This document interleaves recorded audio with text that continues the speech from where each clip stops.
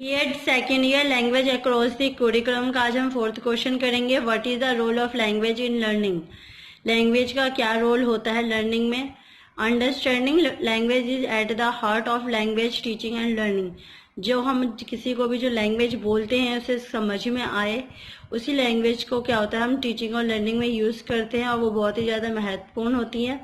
This is because our understanding of language affect the ways we teach language. क्योंकि जब तक हमारी हम जो बोल रहे हैं वो सामने वाले इंसान को समझ नहीं आएगा तो किस तरीके से हम उसे कुछ आगे पढ़ा पाएंगे या कुछ उसे समझा पाएंगे। लैंग्वेज एज कोड, जो लैंग्वेज होती है वो हमारी कोड की तरह यूज होती है, कोड वर्ड की तरह। ट्रेडिशनली लैंग्वेज इज व्यू ऐसा कोड, जो पारंपरिक तरीकों से देखा जाएगा तो जो लैंग्वेज होती है कोड की तरह हम यूज करते हैं। In this view language is made up of words and series of rules that connect words together. इसमें क्या होता है जो लैंग्वेज होते हैं वो किससे बनते हैं, हमारे शब्दों से मिलके बनते हैं और ये सीरीज होते हैं वर्ड्स के, जो कि एक दूसरे के साथ में मिलके एक सेंटेंस बनाते हैं जिसे हम एक दूसरे के साथ बोलते हैं। Language learning just involves learning vocabulary and the rules for constructing sentence. जो लैंग्वेज होता है जिसे हम लर्न करते हैं वो क्या होता है, उसे लर्न करने से पहले, उसे समझने से पहले जो हमें कैबुलरी होती है उसके बारे में पूरी अच्छी तरह से ज्ञान होना चाहिए, तभी हम उसे कैबुलरी को पढ़ के ही उसके रूल्स को समझ सकते हैं और रूल्स को समझने के बाद ही हम सेंटेंस को बना सकते हैं। This understanding of language is however a view very never won. इसमें क्या होता है जब तक हम लैंग्वेज को अच्छी तरीके से नहीं समझ पाएंगे, जब तक हम क्या होता है अपने व्यू किसी के आगे नहीं बता पाएंगे। और ये बहुत ही आसान तरीका है इसे समझने के लिए, इसे हमें लर्न नहीं करना होता, इसे हमें समझना होता है। It seems language as fix and does not explore the complexity involves in using language for communication. इसमें क्या होता है जो हम देखते हैं कि जो लैंग्वेज होता है ये फिक्स होता है, मतलब ये नहीं होता कि लैंग्वेज की जो मीनिंग होता है वो अलग होती है, मतलब सेंटेंस के हिसाब से वाक्य अलग हो सकते हैं परंतु जो हमारा एक शब्द होता है वो वही होता है। और इसमें ये नहीं कहा सकते जो हम लैंग्वेज होते हैं कॉम्प्लेक्स होते हैं, जटिल होती है कि जिसे हम एक दूसरे से समझ नहीं पा सकते या कम्युनिकेट नहीं कर सकते, ऐसा नहीं होता। लैंग्वेज बहुत सरल होती है जिसे हमें सिर्फ समझने में थोड़ा टाइम लगता है, उसके बाद हम उसे अच्छे से जान पाते हैं और एक दूसरे के बीच में अच्छे तरीके से कम्युनिकेट कर पाते हैं। Role of language in learning, जो लैंग्वेज है उसका लर्निंग में क्या रोल है। Language is the prime resources teachers have and use of meditating learning. इसमें क्या होता है जो लैंग्वेज होता है प्राइमरी रिसोर्स होता है टीचर्स के लिए और हम सब के लिए। जिसमें क्या होता है जब तक हम लैंग्वेज को नहीं समझेंगे जब तक हम लर्निंग बिल्कुल नहीं कर पाएंगे, क्योंकि लैंग्वेज के द्वारा ही हम लर्निंग के लिए मेडिएट हो सकते हैं, हम मोटिवेट हो सकते हैं। While learning language the teacher and students are working with language stimulus as an object of study and as a medium of learning.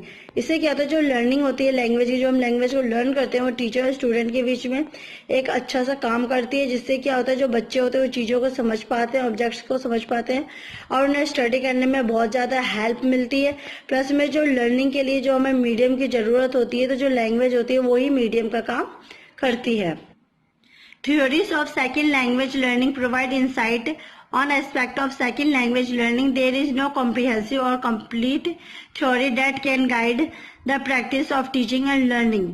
इसमें क्या होता है जो हमारी जो सेकंड लैंग्वेज लर्निंग है उसका मतलब ये होता है कि जो सेकंड लैंग्वेज लर्निंग वो लर्निंग होती है जिसमें हमें उस चीज को मतलब रटना नहीं पड़ता और वो एक तरीके से पूर्ण होती है, पूरी तरीके से कंप्लीट थ्योरी होती है। जिससे क्या होता है हमें जो टीचर्स होती है वो हमें प्रैक्टिस करवाती है, हमें टीचिंग कर करके उस चीज को समझाती है। जिससे कि क्या होता है पहले हम क्या होता है वर्ड्स को कैबुलरी से समझते हैं, उसके बाद हम उसका सेंटेंस बनाते हैं।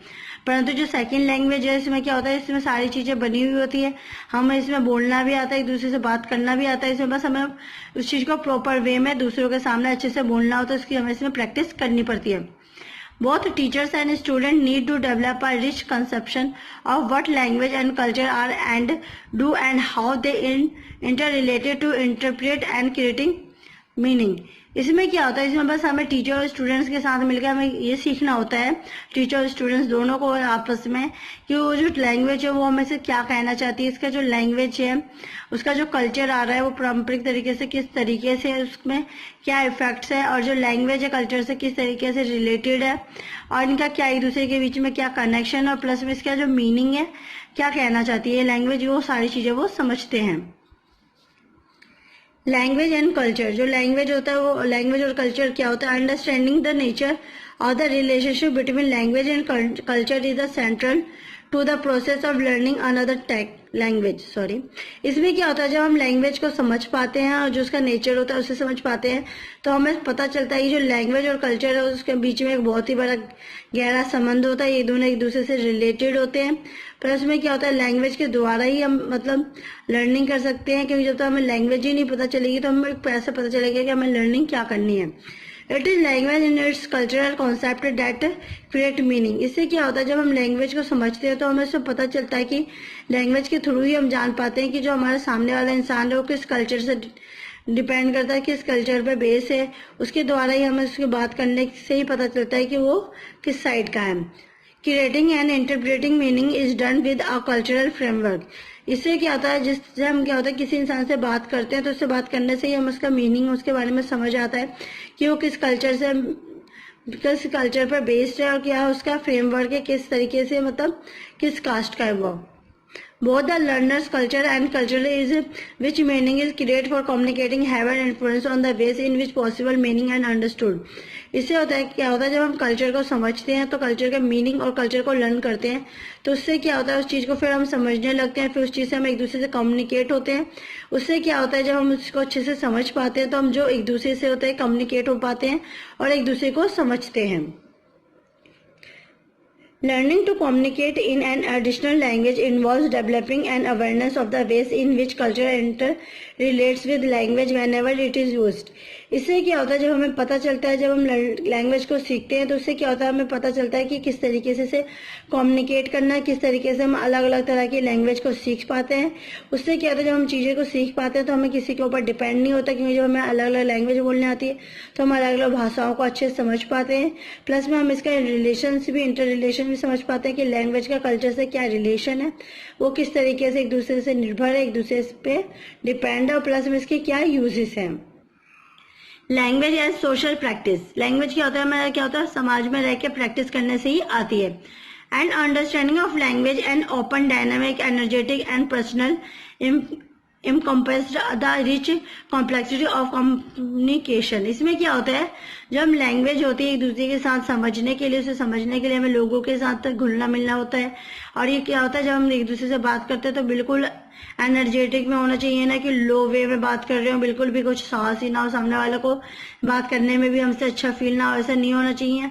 और ना ही लैंग्वेज इतनी जटिल तरीके से होती है कि जिससे हम क्या होता है एक दूसरे से कम्युनिकेट नहीं कर पाते, ऐसा बिल्कुल नहीं होता। बस लैंग्वेज को समझने में उसे थोड़ा टाइम लगता है, उसके बाद लैंग्वेज बहुत ही सरल और आसान होती है।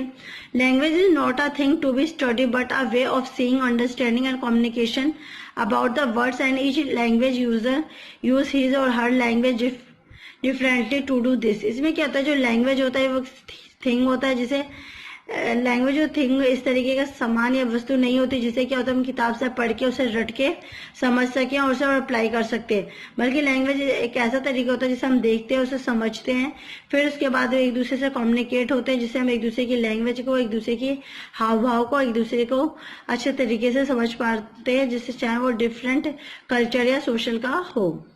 People use language for purposeful communication, and learning a new language involves learning how to use words, rules and knowledge about language and its use in order to communication with speakers of the language। इसमें क्या होता है, जो peoples होते हैं जो एक दूसरे से जो बात करते हैं, उसमें क्या होता है एक दूसरे से कम्युनिकेट होते हैं। प्लस में क्या होता है, जब हम लर्निंग करते हैं तो तरह तरह के लैंग्वेजेस को सीखते हैं, उसके वर्ड्स को समझते हैं, वहाँ के रूल्स को फॉलो करते हैं कि क्या वहाँ का रूल्स है, उसके नॉलेज को समझते हैं, उससे ज्ञान लेते हैं। और उससे क्या होता है, हम लोग जब एक दूसरे से चीज़ें समझते हैं तो उससे हम एक दूसरे से कम्युनिकेट होते हैं। और फिर वो क्या होता है, जब हम एक दूसरे से कम्युनिकेट होते हैं तो हमें भी तरह तरह की लैंग्वेज बोलनी आ जाती है। This understanding of language sees a language not simply as a body of knowledge to be learnt but as a social practice in which to participate। इसमें क्या होता है, हमें इसे समझना होता है, लैंग्वेज को उसे देख के ही हम लैंग्वेज को समझ सकते हैं। जरूरी नहीं है कि लैंग्वेज इतनी ज़्यादा डिफिकल्ट हो, बल्कि इसमें क्या होता है बॉडी को देख के, उसका साइन सिंबल्स को देख के ही उसे हम समझ पाते हैं। और इसमें क्या होता है, समाज के साथ रहते ही प्रैक्टिस करके उस चीज़ में पार्टिसिपेट लेके ही हम उस चीज़ों को समझते हैं। Learning language as a complex personal communication system involves an ongoing investigation of language as the dynamic systems and of the way it works to create and convey meanings. इसमें कहा गया है कि जो लैंग्वेज होती है वो थोड़ी कॉम्प्लेक्स भी होती है और पर्सनल कम्युनिकेशन में से कॉम्प्लेक्स जटिल भी होती है, और कुछ लैंग्वेज ऐसी होती है जो हम सबके सामने एक साथ मतलब दूसरे के आगे ज़्यादा शो नहीं कर सकते हैं। इसमें क्या होता है, और कुछ जो होती है इसे हमें इन्वेस्टिगेट करना पड़ता है कि किस तरीके से हमें लैंग्वेज बोल रहे हैं, इसका कैसे स्टार्टिंग हुई, किस तरीके से लैंग्वेज बनेगी, ये सब चीज़ें भी हम जानने की इच्छा प्रकट करते हैं। और ये क्या होता है कि डायनामिक सिस्टम होता है, और इसमें क्या होता है जब हम इसे चीज़ों को सीखते हैं, समझते हैं, तो इससे क्या होता है कि नई नई चीज़ें क्रिएट होती है और इसके जो मीनिंग्स होते हैं उस चीज़ को भी हम समझ पाते हैं।